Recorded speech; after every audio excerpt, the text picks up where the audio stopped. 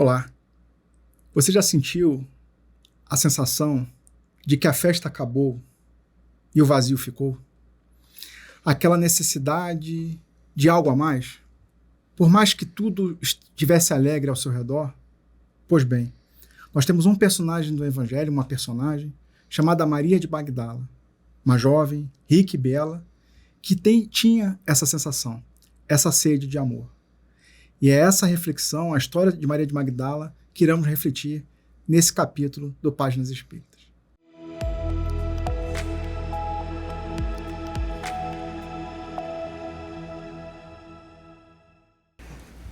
Seja muito bem-vindo ao programa Páginas Espíritas da Comunhão Espírita de Brasília. Hoje não estou sozinho, estou com um amigo aqui, Mário Augusto, para trazer reflexões, desse capítulo 20 do livro Boa Nova, de autoria de Humberto de Campos, que foi recebido pelo médium Chico Xavier. Aqui no Páginas Espíritas, estamos fazendo uma leitura desde a introdução do capítulo, e capítulo a capítulo vamos nos aprofundando. Mas hoje, o capítulo é tão rico, tão cheio de informações, que eu precisava de ajuda.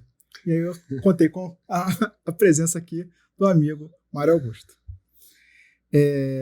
Se você ainda não segue o canal, fica o convite para você seguir o canal, deixar seu joinha, compartilhar. É uma forma de mostrar para a plataforma de que o conteúdo é importante, E nunca também esquecendo de deixar nos comentários o que você achou, alguma perspectiva, algum pensamento diferente. A gente vai ficar muito feliz de estar ali acompanhando e respondendo os comentários.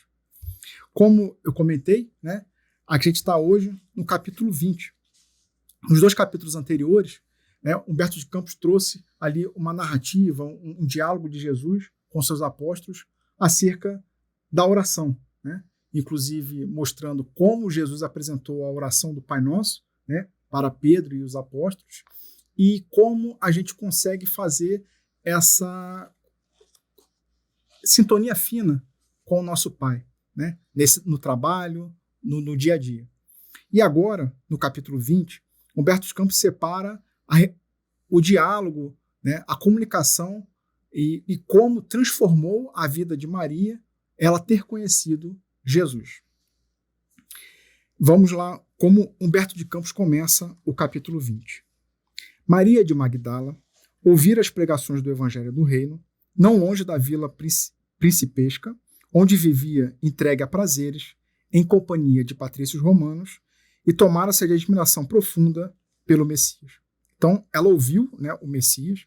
Uma coisa que me chamou a atenção logo agora no início do capítulo, Alguns capítulos anteriores, a gente falou da mulher que cometeu adultério, que foi levada à praça pública para ser apedrejada porque ela estava indo de encontro à lei mosaica, a lei judaica da época.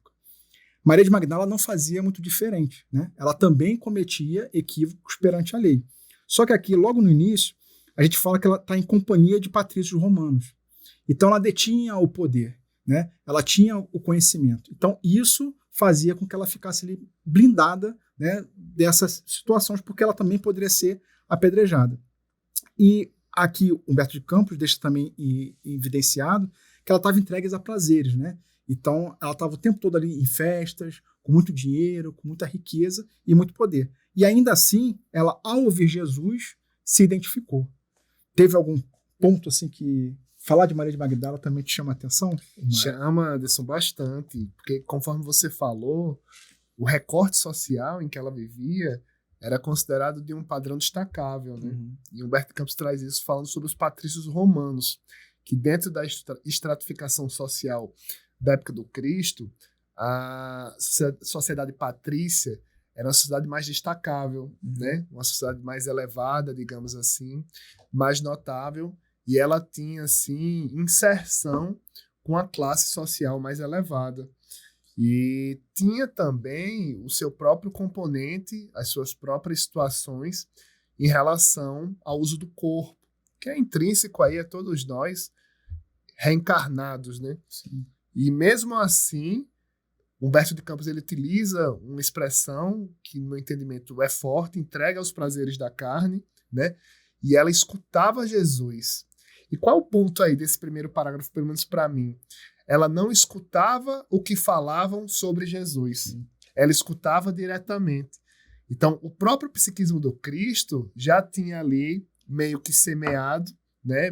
Meio que procurado mais uma ovelha para o seu rebanho. Então, o que mais me chama a atenção nesse primeiro parágrafo é isso. A posição social e mesmo com os prazeres da carne, que Humberto de Campos traz, ela sentiu o psiquismo de Jesus. Porque quando a gente sente o psiquismo de Jesus, a gente chacoalha, mas chacoalha mesmo, né? Abala as estruturas, né? Uma coisa que também eu fui caçando informações sobre Maria de Magdala, né? Tinha até comentado com o Mário antes da gente começar aqui. Um outro espírito, né? Que é o da Amélia Rodrigues, que escreveu alguns livros por intermédio do médium Divaldo Franco, também aborda situações de Maria de Magdala, né? A gente não vai adentrar aqui, porque vai ficar focado no Boa Nova, mas quem tiver interesse de se aprofundar, entender mais, né, esses bastidores que esses espíritos trazem, né, do mundo espiritual, né, que está registrado lá nas bibliotecas do mundo espiritual. A Amélia Rodrigues fala de Maria de Magdala no livro Primícias do Reino e também no Há Flores no Caminho. E uma outra coisa que também eu fui encontrando, né, que o Papa Francisco, né, em julho de 2016, colocou Maria de Magdala como a apóstola dos apóstolos, né, porque era a época, né, uma sociedade patriarcal, né, então as mulheres não tinham, né, direito, não tinham... tanto que quando Jesus, a gente até já abordou sobre isso, quando Jesus vai falar com a mulher samaritana lá no poço, né, foi um escândalo, né? Um homem ele se dirigia para uma mulher, a mulher se conversar ali com um homem a sós, né? Então a mulher não tinha muito direito, muito diferente da sociedade atual, né? Então era algo bem à parte. E Maria de Magdala ela segue Jesus, né? Tem registro em Lucas 8 que ela viajou com Jesus, né, para sustentar o ministério. Ela acompanha a crucificação, há registro disso. Humberto de Campos vai abordar mais à frente, né, um outro momento em que no Evangelho não dá para saber que é Maria de Magdala, mas Humberto de Campos traz essa informação para nós. A gente vai falar sobre isso depois. E ela testemunha, né, o que a gente conhece hoje como a ressurreição de Jesus, que para o Espiritismo foi a materialização de Jesus, né, o Espírito de Jesus se materializando ali para conversar, né, e Maria de Magdala é a primeira a ver Jesus depois da crucificação, né. Então, diversos momentos do Evangelho mostram a Maria de Magdala muito atuante, mas ela não é considerada apóstola porque não era da época, né, esse status, né? E aí, anos depois, né, séculos depois, a Igreja Católica, que tem ali, acaba dando a direção por muitos entendimentos que a gente entende do Novo Testamento, coloca ela como apóstola dos apóstolos, né, condicionando que realmente ela foi uma apóstola de Jesus. E a gente vai ver também aqui, lá no finalzinho do capítulo, que realmente ela levou até o fim, né, essa condição de ser uma apóstola do Cristo. Mas vamos continuar aqui no segundo parágrafo. E aí, o Humberto de Campos começa a trazer indagações dela perante as pregações do Cristo. Humberto de Campos registrou assim: que novo amor era aquele apregoado aos pescadores singelos por lábios tão divinos. Até ali, ela caminhara sobre as rosas rubras do desejo. Então, assim, ela estava ali sempre bebendo da fonte do desejo, né? Embriagando-se com vinho de condenáveis alegrias, né? Então aquela alegria ali pueril, que ela estava sempre em festa, né? No entanto, o seu coração estava sequioso e em desalento. Então meio que antítese, né? A gente vê ali, ela está falando da festa, do desejo, mas dentro dela ela sentia, né, a tristeza em seu coração. Aí Humberto de Campos registra, ó, jovem e formosa, emancipara-se dos preconceitos férreos da sua raça. Sua beleza lhe escravizara aos caprichos de mulher os mais ardentes admiradores. Então, já começa a colocar aqui a Maria de Magdala como uma escrava da sua própria beleza, né? Então, é algo que eu lembro uma vez também vendo a Rainha Elizabeth falando de como ela invejava as pessoas comuns de poderem ir a shopping, estádios e andar no dia a dia, porque ela não tinha isso. E a Rainha Elizabeth, né, tem diversos filmes que mostram, ela desde pequena ela é criada para esse ambiente, né, da realeza. Então a gente olha assim, poxa, foi uma princesa, é uma rainha, tem todo mundo, os vários súditos, não abre porta de nada, mas dentro dela tem essa tristeza de não poder estar interagindo como pessoas comuns, né? E aqui Humberto de Campos acho que traz muito bem isso, né? Porque ela acabava sendo escrava de toda aquela situação que ela vivia, né? Exatamente. Ele complementa aqui, né? Mas seu espírito tinha fome de amor. Fome de amor. Então, o ponto aqui é... Humberto de Campos, no começo desse segundo parágrafo, ele traz um questionamento existencial. Porque como Maria de Magdala, ela vivia em uma sociedade considerada de classe alta, digamos assim, né? Ela meio que não compreendia como é que o amor do Cristo, por lábios tão divinos, se destinava a singelos pescadores, né? Então, tinha essa questão também, essa situação, na época de Jesus, que as pessoas não compreendiam porque Jesus lidava muito com as pessoas simples. Sim. E aqui, Humberto de Campos começa a trazer um registro da problemática existencial de Maria de Magdala.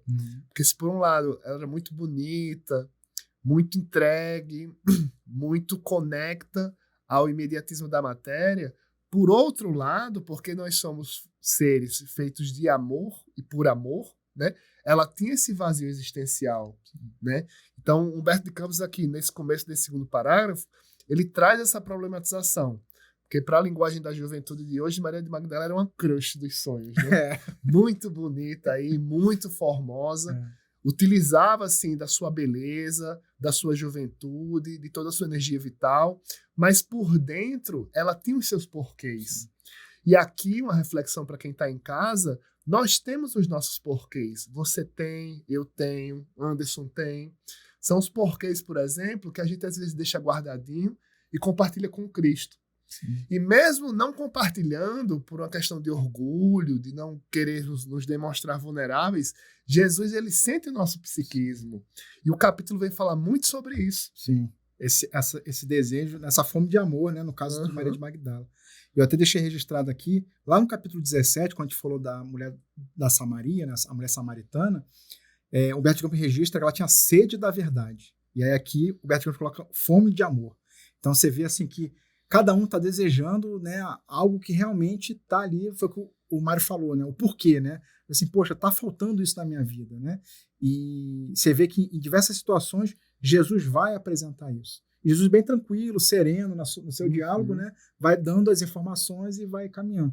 Lembrei agora também do outro capítulo, que eu acho que é o 15, que é a Joana de Cusa, né, Joana de Cusa procura Jesus querendo se separar do marido, né? Assim, pô, o marido tá ali, ele vai para lá, vem para cá, nos interesses materiais, e agora eu te conheci, né? Então eu quero te seguir. E aí Jesus falou assim, não, vai lá, né? Continua, vai ter um momento em que eu vou te chamar, não é agora, né? Então essa perspectiva de Jesus, né? E foi como o Mário falou, ele continua sabendo o que a gente realmente quer, né? É que a gente, no nosso diálogo ali, a gente vamos conversando, vamos se expondo, e aí os caminhos vão aparecendo. Né?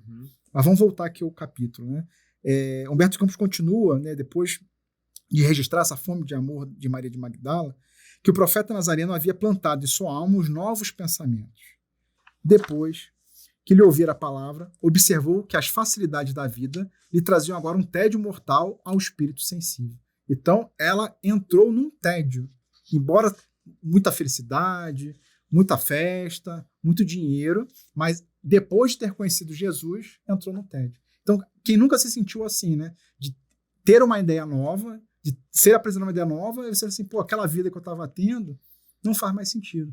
E eu acho que arriscaria dizer que muita gente, ao encontrar o Espiritismo, né, a começar a estudar e se aprofundar, começa a perceber isso. Assim, poxa, tanta coisa que eu reclamava, que eu dizia que estava tudo ruim, que tudo errado, você começa a ter uma outra visão.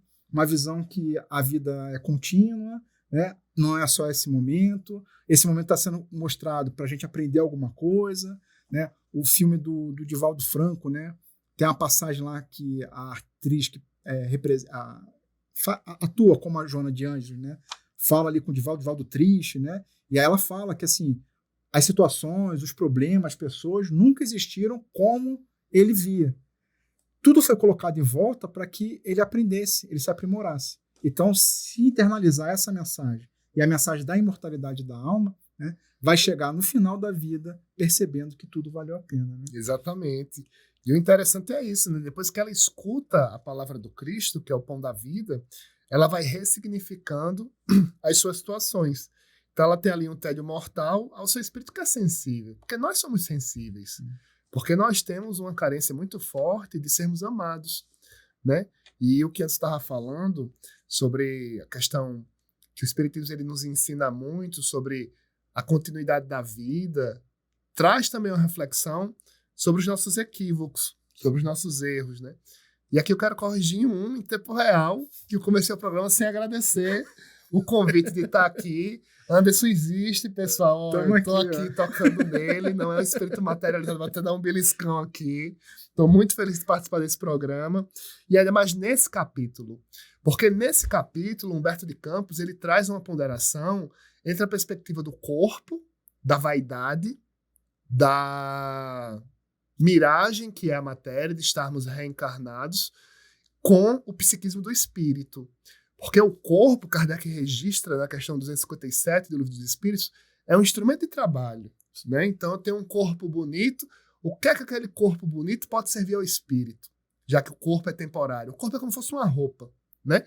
E aqui tem essa dicotomia entre a questão da utilização do corpo, da perspectiva de Maria de Magdala, um ser muito bonito. Deve ser muito difícil ser bonito, porque a pessoa ela é vitrine, né? E a gente não sabe até onde certas pessoas estão se aproximando para conhecer efetivamente quem nós somos, ou se realmente para se utilizar ali daquela carcaça bonita. E ele traz outro recorte aqui, Humberto de Campos, falando isso, exatamente isso. Olha, ela escuta a palavra de Jesus. E quando ela escuta, ela se sensibiliza. Ela começa a cair em um tédio mortal para o seu espírito sensível. Ou seja, as palavras do Cristo tocaram o coração de Maria, de Magdala. Da mesma forma que podem tocar a sua, que já tocaram a minha, que eu não sei se já tocaram a de Anderson. Antigamente eu falava, vai tocar, mas eu aprendi aqui no grupo Acolher que eu não consigo falar pela pessoa. Sim. Quantos capítulos aqui do Boa Nova fazem isso, né? Acho que uma outra tem uma série do The Chosen, né? Eu acho que demonstra muito isso, né? Assim, todas essas pessoas que conviveram com Jesus naquela época foram tocados em alguma palavra, em algum ponto. E a gente acaba se identificando, né? Então acho que o Boa Nova faz muito bem isso. E a série The Chosen também, você se identifica. Poxa, eu tô me sentindo ali, né? Igual Bartolomeu no capítulo 8, né? Igual Joana de Cusa no capítulo 15, igual Maria de Magdala aqui no capítulo 20. Então vai ter vários momentos que você vai se identificar com um deles, né? Assim, caramba, isso me tocou, né? Isso aqui está reverberando o que aconteceu há 2000 anos, né? E a fala de Jesus que está aqui, ela reverbera até os dias atuais e mexe com a gente, né?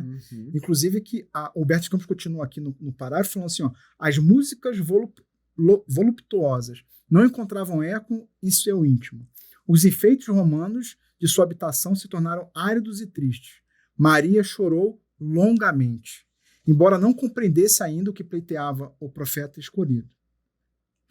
Então, assim, ela ainda não tinha entendido a mensagem de Jesus, mas só entrar em contato, né, com aquela toda a pregação, tudo que Jesus estava falando, isso já mexeu com ela, né? Aí ele falou assim, ó, entretanto, o seu convite amoroso parecia ressoar-lhe nas fibras mais sensíveis de mulher. Jesus chamava os homens para uma vida nova, né? E aí é a mensagem do Evangelho. Evangelho significa boa nova, né? Jesus está convidando, né? Convidou ali quem conviveu com ele e convida até hoje, né? A gente está sendo convidado a todo momento, né? De seguir a boa nova, né? E aí cabe a cada um de nós, né? Aceitar esse convite ou não. E aí uma coisa que também a gente foi engraçado no diálogo que teve com a Bárbara, né? Com a Bárbara Brito aqui também no Boa Nova, ela comentou, né? Algo que ela começou a utilizar, inclusive, algumas palestras dela, da régua que a gente está medindo o amor. E aí cada um vai ter a sua régua, né? Então, assim, a gente está sendo convidado para a Boa Nova. Cada um vai atender no seu momento, né? E não adianta a gente ficar olhando para o outro, como o Mário falou do Grupo Acolher, né? Que não dá para falar em nome do outro, né? Então, assim, o outro está no momento dele, o outro está na régua dele, né? E nas perspectivas, também está sendo convidado, mas a gente precisa se mudar, né? E aí me vem à mente agora também uma fala de um palestrante, o Jorge Elahá. Ele brinca que o conceito de transição planetária ele é um pouco equivocado, porque ele diz que o planeta ele não vai mudar. O que vai mudar são as pessoas que vivem no planeta. Então a transição, na verdade, teria que ser uma transição humanitária, né? Então as pessoas vão mudar e aí a sinergia, né, a psicosfera do mundo vai mudar, aí sim, sai do mundo de provas e expiações para o mundo de regeneração. Então ele fala que, aí ele brinca que a goiabeira vai continuar dando goiaba, a macieira vai continuar maçã, laranjeira laranja, o gato mia, o cachorro late, mas o ser humano, né?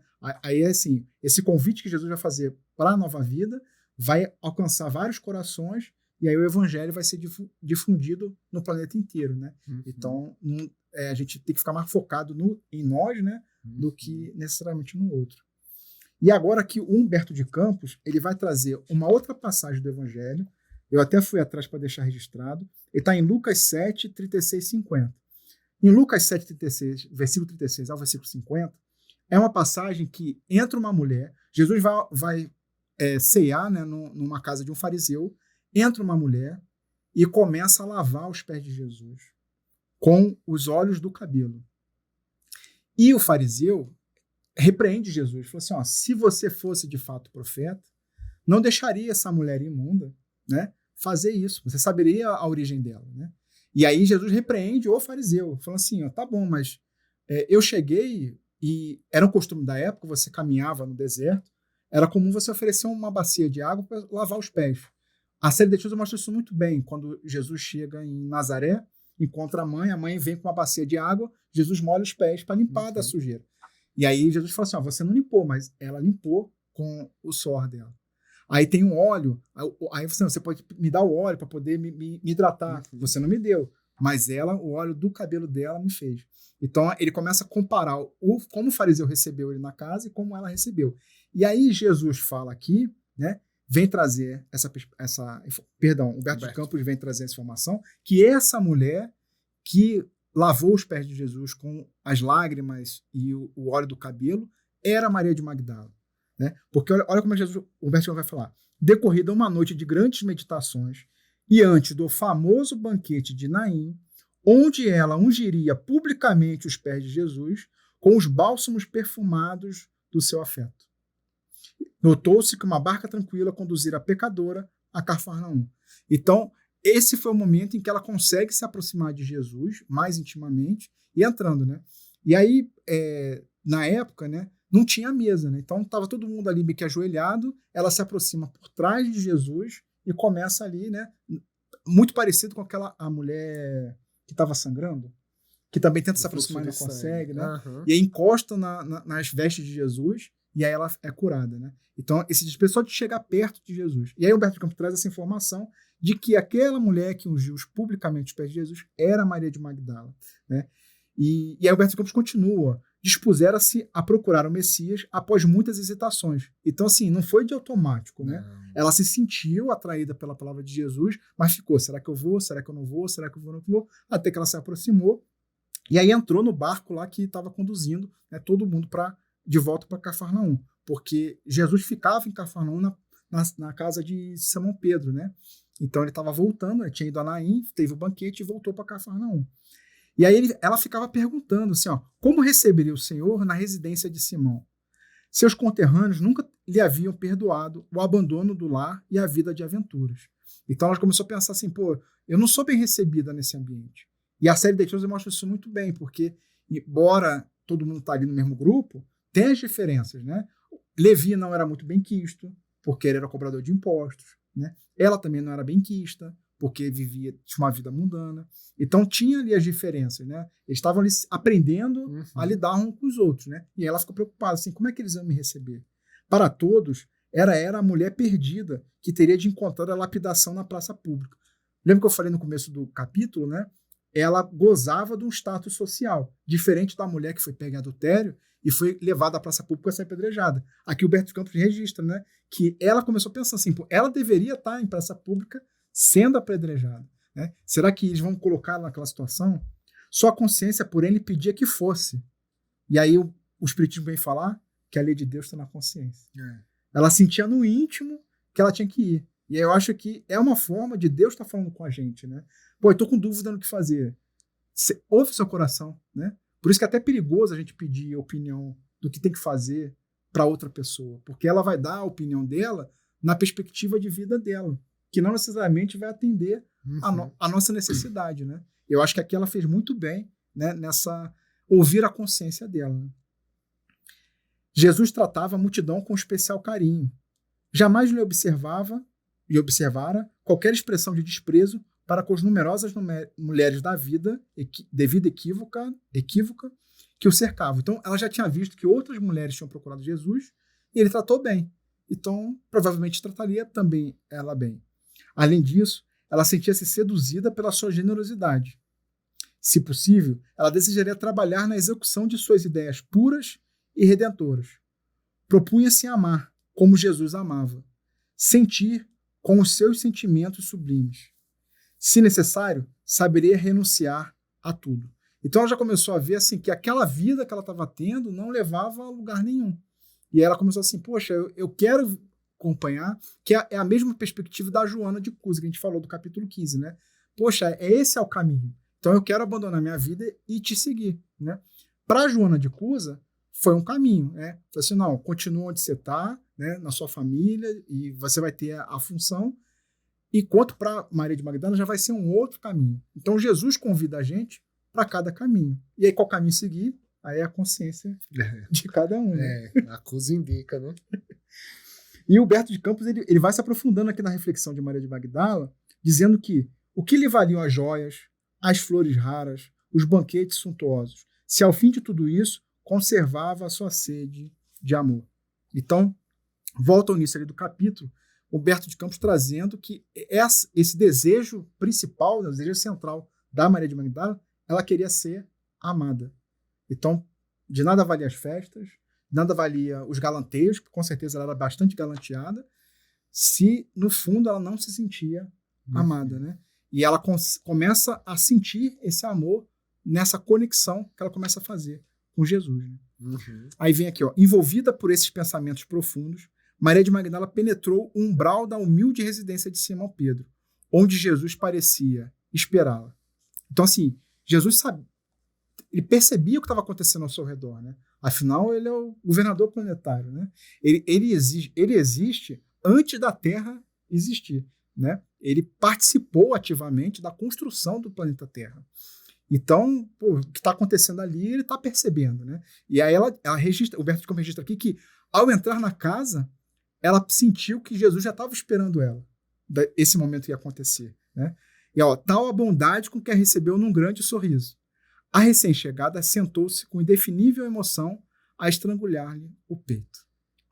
E aqui, Anderson, o que eu fico pensando nessa parte do texto é como ela se indagava, porque ela era afeta aos tapetes vermelhos, sim, das altas classes sociais, mas no fundo, ela queria acolhimento.